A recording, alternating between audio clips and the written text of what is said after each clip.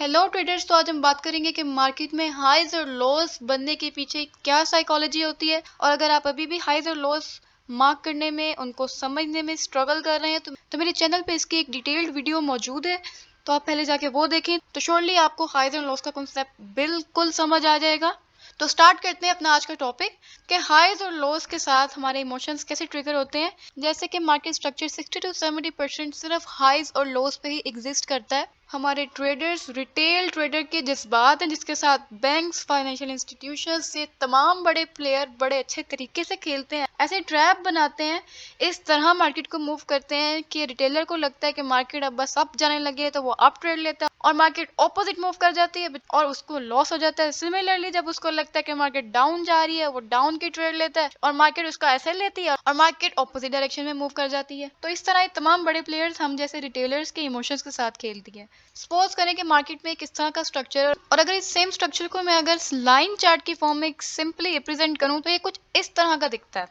बहुत से लोग अब चार्ट खोलते हैं, इस तरह का स्ट्रक्चर इनको दिखता है, और सिर्फ इन क्लीन बुलिश कैंडल्स को देख के उन्हें लगता है कि मार्केट अब बाय जा रही है, और वो फोमो में आके बाय करते हैं। मार्केट थोड़े पॉइंट ऊपर मूव करेगी क्योंकि उसने पिछला हाई तो निकाल दिया है, एक न्यू हाई फॉर्म करेंगे, उसके बाद दोबारा मार्केट जब पुल बैक लेने आएगी तो उस पुल बैक के अंदर ही उनका स्टॉप लॉस चला जाएगा। तो इस तरह वो सिर्फ लॉस करेंगे और फिर कहेंगे कि ट्रेडिंग बहुत मुश्किल है, जबकि उनको यहाँ पे ट्रेड लेने ही नहीं थी, उन्होंने मार्केट स्ट्रक्चर पढ़ा ही नहीं है, उनको हाइज एंड लोस के बारे में पता ही नहीं है। एंड वाइस वर्सा, अगर ऐसी 3-4 क्लीन कैंडल्स बेरिश डायरेक्शन में मिल जाएं, बेरिश मतलब सेल साइड में मिल जाए, तो वो पैनिक कर जाते हैं कि बस मार्केट गिरने लगी है, और वो सेल करते हैं, और फिर वही होता है कि उनका स्टॉप लॉस जाता है और फिर होता है उनको लॉस। अब मैंने यहाँ पे पुल बैक की बात की। अब पुल बैक क्या होता है ये भी हम समझ लेते हैं कि हमारे ट्रेंड में पुल बैक का क्या मतलब है। और ट्रेडिंग की दुनिया में पुल बैक के साथ ही मिलता जुलता नाम एक करेक्शन का भी होता है कि मार्केट करेक्शन ले रही है। अब मैंने यहाँ पे एक अप ट्रेंड का स्ट्रक्चर ड्रॉ किया है। आप देख सकते हैं कि मार्केट ने यहाँ पे हाई क्रिएट किया, देन यहाँ पे हायर लो क्रिएट किया, उसके बाद ये हाई यहाँ पे क्रॉस हुआ है, न्यू हाई बनाया जिसे हायर हाई बोलते हैं।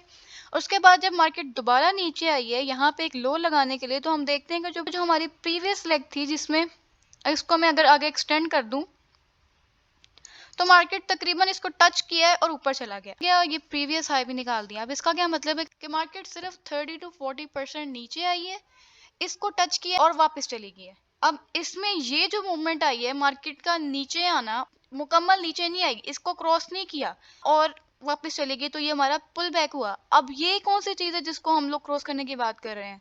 ये पूरा एरिया जिसमें एक प्रीवियस लो और एक प्रीवियस हाई इंक्लूड है, और ये लेग हमारा प्रीवियस हाई क्रॉस होने से पहले पहले ये जो एरिया हमारे पास आता है इसको हम ब्रेकर ब्लॉक बोलते हैं। मार्केट जब न्यू हाई क्रिएट करने के बाद नीचे आया तो सिर्फ इसको टच किया है और वो वापस ऊपर निकल गया, तो ये हमारा एक पुल बैक काउंट होगा सिंपली।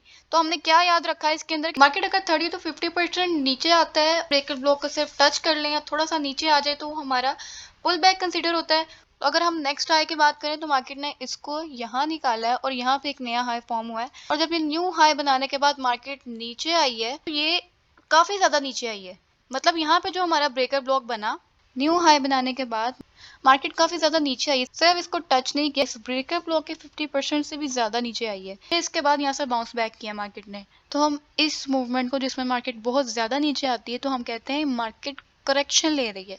तो इसमें सिर्फ एक यही डिफरेंस होता है कि जब मार्केट 50% या उससे ज़्यादा नीचे आती है तो हम उसे कहते हैं कि मार्केट करेक्शन ले रही है।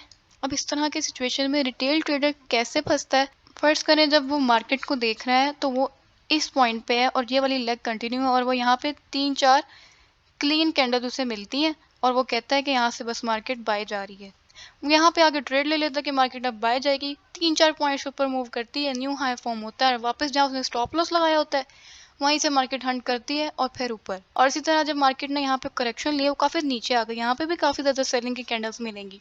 अक्सर लोग यहाँ पे सेल ले लेंगे, पैनिक हो जाएंगे कि बस अब मार्केट गिरने वाली है, और मार्केट 2-3 पॉइंट्स उनके डायरेक्शन में मूव करने के बाद उनका एसएल लेती है और अपोजिट डायरेक्शन में मूव कर जाती है, और रिटेलर हमेशा रहता है लॉस में। और कौन पैसा बनाती है? सिर्फ स्मार्ट मनी, जिसे हम बिग प्लेयर्स, हम बैंक्स या फाइनेंशियल इंस्टीट्यूशंस बोलते हैं, कुछ भी कह सकते हैं, वो हमारे साथ ऐसी माइंड गेम्स करती हैं। तो this was the main difference between pull back and correction, और इसको समझना बहुत इंपॉर्टेंट था, क्योंकि अक्सर जब समझाते हुए मैं बात करूँ पुल बैक एंड करेक्शन तो फौरन आपके माइंड में क्लिक करना चाहिए कि करेक्शन क्या होता है और पुल बैक क्या होता है। और अक्सर ऐसा होता है कि मार्केट सपोज करें अप डायरेक्शन में मूव कर रही है और हायर हाइज बनाती जा रही है, लेकिन एक पॉइंट ऐसा आता है कि मार्केट एक हाई ब्रेक नहीं कर पाती, बिल्कुल उसके लेवल पे जाके यहाँ से रिवर्स हो जाती है। अब यहाँ पे ना हमें समझ आ रही है कि मार्केट अप जाना चाह रही है, ना समझ आ रही है कि मार्केट में सेलिंग आने वाली है। तो इसका क्या मतलब है? इसका मतलब ये है कि मार्केट ने यहाँ पे 2 इक्वल हाइज बनाए हैं। बिल्कुल इक्वल नहीं होंगे, थोड़ा सा डिफरेंस होगा, तो इसको हम क्या बोलते हैं? इसको हम बोलते हैं रिलेटिव हाइज। इसको हम रिलेटिव हाइज भी बोलते हैं, इसको हम इक्वल हाइज भी बोल सकते हैं। और इसके अलावा ये एक बहुत इंपॉर्टेंट चार्ट पैटर्न है। इसके अलावा जितने भी चार्ट पैटर्न आपने देखे हैं, समझे हैं, वो सब कोई भी काम नहीं करता। This is the only chart pattern जो काम करता है। और अगर हम इसको एज अ चार्ट पैटर्न देखें तो इसका नाम हमारे पास होता है डबल टॉप। के मार्केट ने एक डबल टॉप बनाया है, तो ये 2 टॉप्स बन गए हैं, 2 चोटियां बन गई, इसलिए इसका नाम डबल टॉप है। अब ये डबल टॉप बना क्यों है? वो इसलिए क्योंकि बायर्स इस दफा प्रीवियस हाई को ब्रेक नहीं कर पाए और वहीं से मार्केट रिवर्स हो चुकी है। इसका मतलब है कि बायर्स यहाँ पे वीक हो चुके हैं और सेलर्स यहाँ पे डोमिनेंट हैं, और वो मार्केट को ऑपोजिट डायरेक्शन में मूव करवा के ले गए हैं। मार्केट रिवर्स हो चुकी है। अब यहाँ पे हम कुछ नहीं कह सकते कि मार्केट नेक्स्ट यहाँ से बिल्कुल ऊपर दोबारा मूव कर जाएगी इस तरह, या फिर दोबारा अगर इसको मैं रिवर्स करूं, या फिर दोबारा यहाँ से एक लोअर हाई क्रिएट करेंगी, देन ये लो भी निकाल देगी। तो हमें अभी यहाँ पे कोई श्योरिटी नहीं है। हम यहाँ पे वेट करेंगे कि अगर मार्केट ने अब ट्रेंड चेंज करना, एटलीस्ट या तो 2-3 हाईज निकाले या 2-3 नए लो बना दे, तो फिर ही हम कुछ कह सकते हैं कि मार्केट ने ट्रेंड चेंज किया है या अपना ट्रेंड कंटिन्यू किया है। इसी तरह अगर डाउन ट्रेंड की बात करें, सपोज करें कि मार्केट डाउन ट्रेंड में है और न्यू लोस क्रिएट करती जा रही है, और एक पॉइंट ऐसा है कि मार्केट यहाँ भी अपना लो नहीं निकाल पाई है और यहीं से रिवर्स हो चुकी है। इसका क्या मतलब है कि मार्केट ने 2 यहाँ पे बॉटम्स क्रिएट कर दिए हैं। इसमें थोड़ा बहुत डिफरेंस है, या थोड़ा सा मार्केट इसको क्रॉस करेगी या वहीं से सेम लेवल से रिवर्स कर जाती है। इसका ये मतलब है कि सेलर्स यहाँ पे वीक हैं, क्योंकि सेलर अपना प्रीवियस लो नहीं निकाल पाए और मार्केट यहाँ से बाउंस बैक कर गई है। अब यहाँ पे बायर्स स्ट्रॉन्ग है ऑब्वियसली, तो मार्केट बाउंस बैक कर गई। अब यहाँ पे भी हम कुछ नहीं कह सकते कि मार्केट यहाँ से रिवर्स करेगी और ये दोबारा लो निकालेगी, या फिर यहाँ से एक अप ट्रेंड स्टार्ट कर देगी न्यू हाई बना के। तो हम यहाँ पे अभी कुछ नहीं कह सकते। तो अगेन हमें यहाँ पे वेट करना होगा कि एटलीस्ट मार्केट यहाँ पे 2 से 3 या तो न्यू हाई बना दे या फिर न्यू लोज क्रिएट कर दे, ताकि हमें क्लियर हो कि मार्केट का ट्रेंड एक्चुअली चेंज हो रहा है या वही है। तो इस तरह हमारे हाइज एंड लोज के मार्केट स्ट्रक्चर में बहुत इंपॉर्टेंस है, और इन्हीं एरियाज पे स्मार्ट मनी के भी ट्रैप्स होते हैं जिसमें रिटेलर फंसता है और वो पैसा लॉस करता है। अल्टीमेटली हमारे बिग प्लेयर्स पैसा बना जाते हैं। ये रिलेटिव लॉस हैं, और इसको अगर हम लोग पैटर्न की बात करें, ये भी वही पैटर्न है। इसको हम लोग डबल बॉटम बोलते हैं कि मार्केट ने बिल्कुल 2 इक्वल लोस क्रिएट किए हैं, तो वो बॉटम पे होते हैं यानी कि नीचे होते हैं, तो इसलिए इनका नाम डबल बॉटम्स क्रिएट करना हो गया।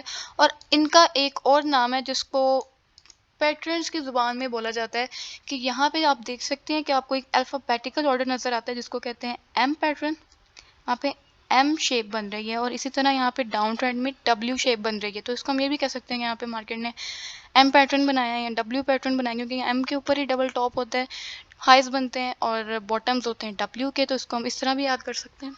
इसके अलावा इन 2 पॉइंट्स पे जो डबल टॉप है और डबल बॉटम है, इधर लिक्विडिटी एग्जिस्ट कर रही होती है। अब लिक्विडिटी क्या होती है? लिक्विडिटी होती है वो पॉइंट्स जहाँ पे रिटेलर्स के स्टॉप लॉस हैं और स्मार्ट मनी उनको हंट करती है, जिसके नतीजे में जो रिटेलर है वो पैसा लॉस करता है और पैसा से स्मार्ट मनी का बनता है। वही बात की trading is a zero sum game, कोई पैसा लॉस करता है तो कोई बनाता है। मोस्टली यहाँ पे बिग प्लेयर्स ही बनाते हैं, रिटेलर्स को इस तरह ट्रैप किया जाता है। अगर आप ये ट्रैप्स समझ लें और हाइज और लॉस की इंपॉर्टेंस को जान लें तो आपकी ट्रेडिंग बहुत जल्दी बूस्ट होगी। तो इसलिए अब ज़्यादा फोकस करें चार्ट ट्रेडिंग पे, चार्ट को समझें कि चार्ट में हो क्या रहा है, ट्रेंड क्या है। अगर आपने मार्केट का ट्रेंड समझ लिया, इसका मतलब आपने मार्केट का बाइस समझ लिया, तो इसका मतलब 60 to 70% आपका टेक्निकल एनालिसिस क्लियर है, which is the only market secret जिसको आपने मास्टर करना है। So this is it for this video. I hope कि आपको अब हाइज और लोस की साइकोलॉजी भी समझ आ चुकी होगी। अब मार्केट स्ट्रक्चर से रिलेटेड जितने टॉपिक्स हमारे रह गए हैं, हम उनको अपनी नेक्स्ट वीडियोस में कवर करेंगे। So make sure to like, share and subscribe. और अगर आपको मेरी वीडियोस की समझ आ रही है तो कमेंट में लास्ट में बताएं, and stay tuned for the next video.